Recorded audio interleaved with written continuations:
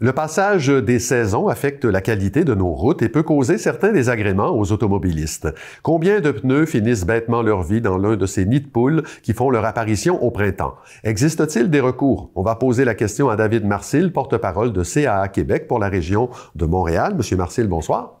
Bonsoir. Bon, on va voir que la réponse, c'est oui et non, mais on va d'abord faire un état des lieux. Vous signalez que vos services d'assistance routière sont plus que jamais sollicités pour des crevaisons en ce moment. Oui, exactement. Donc, quand on compare nos chiffres cette année de services d'assistance pour des crevaisons comparativement à l'an dernier, à la même date, on a une augmentation de 40% de demandes de dépannage pour des crevaisons. On peut justement penser qu'ils sont attribuables au nid de poule. Oui. Ce n'est pas une raison directe, mais c'est fort probable que ça l'est parce que suffit qu'on prenne le volant un peu pour voir un peu justement l'état des routes cette année qui est assez problématique en cette saison de nid de poule. Donc 40%, donc c'est énorme. Donc on doit en déduire que les routes sont dans un pire état que l'année dernière à pareille date, là. Exactement, c'est ce qu'on peut en déduire et malheureusement, ça coûte cher aux gens. Donc nous, oui, on va les dépanner avec le grand sourire et on va changer leurs pneus, on va les remorquer jusqu'à un garage, mais ça coûte cher parce que les dommages qui sont encourus aux pneus ou aux éléments de la suspension par la loi ne peuvent être, en fait, le gouvernement et la municipalité par la loi ne peuvent pas être tenus responsables à ces dommages-là. Okay. Bon, on peut quand même demander des dédommagements à certaines conditions, là.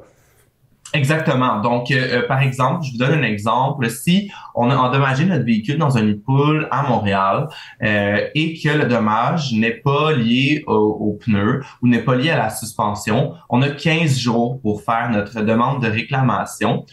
C'est un formulaire qu'on remplit en ligne. Si on endommage notre véhicule sur une autoroute, donc le réseau routier qui appartient au gouvernement, on a plus de temps, on a 3 ans, mais c'est difficile aussi de soumettre le document et d'avoir la preuve nécessaire si on le fait 2 ans plus tard, parce que le nid de poule sera peut-être même plus là.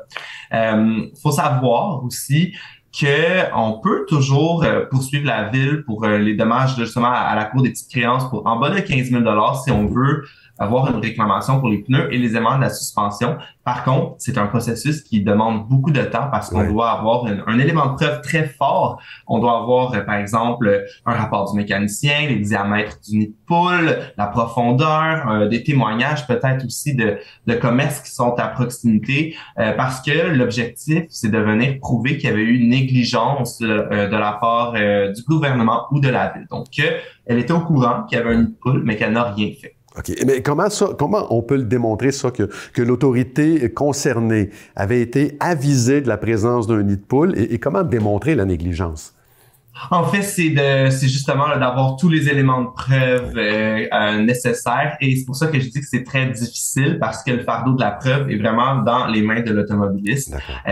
Comment prouver qu'elle était au courant? C'est la grande question. On peut avoir accès au nid de poule qui avait été rapporté, par exemple, au 311, mais c'est très difficile. C'est beaucoup de preuves à soumettre et c'est pour ça que dans bien des cas, c'est pas accepté. C'est aussi un processus qui demande beaucoup de temps et à la municipalité, on a seulement 2 semaines pour justement tout rassembler ces éléments de preuve-là. Donc, c'est très difficile. Et les signalements, si je comprends bien, ils sont répertoriés, là. Ils ont au moins une référence, là, si on veut l'inclure dans le dossier. Est-ce que, bon, évidemment, vous l'avez bien démontré, ça implique des démarches qui pourraient en décourager plusieurs. Faut vraiment vouloir, d'après ce que je comprends. Est-ce que les dommages dont on parle, qui sont causés par le mauvais état des routes, sont tout de même couverts par nos assurances? Oui, bien sûr, mais on ne recommande pas de faire appel à ces assurances pour des dommages qui sont causés au nid de poule, tout simplement parce que, en fait, tout ce qui est en bas de 1 000 $, on conseille de le payer directement de notre poche parce que ça vaut pas la peine d'avoir une tâche à son dossier pour ça. Ça vaut pas la hausse des primes qui vont s'en suivre pendant les prochaines années parce qu'on va finir par la payer beaucoup plus cher finalement, notre réclamation. Donc, c'est assez malheureux, c'est frustrant, je le concède, d'endommager son véhicule, de devoir payer de la poche directement. Surtout sachant qu'une roue en alliage, c'est peut-être 600 $ environ. Donc, ça monte très vite. OK. Donc, finalement, ce que je comprends, pour faire un vilain jeu de mots, il faut prendre son trou quand ça nous arrive. Écoutez, en terminant, je signale qu'on peut trouver des exemples de décisions qui ont été rendues en faveur des automobilistes sur le site de la Société québécoise d'information juridique. On peut aller aussi butiner toutes sortes d'informations sur le site de CAA Québec. David Marcil, merci beaucoup pour ces éclaircissements. Ça me fait plaisir. Merci.